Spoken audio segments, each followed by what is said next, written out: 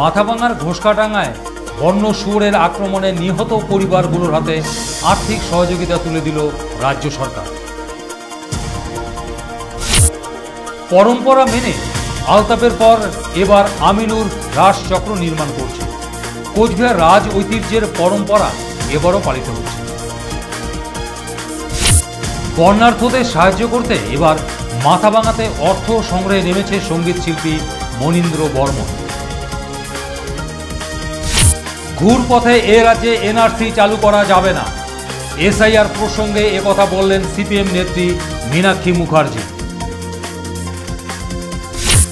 Cyber ক্রাইমের শিকার হলেন তুফানগঞ্জ পৌরসভার এক কাউন্সিলর, আর এই ঘটনায় উদ্বেগ সর্বত্র।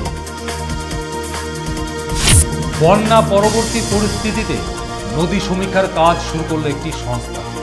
মূলত নদীর তীর রক্ষা এবং বাঁধ নির্মাণের স্থায়ী পরিকল্পনা করাই লক্ষ্য এই সমীক্ষা।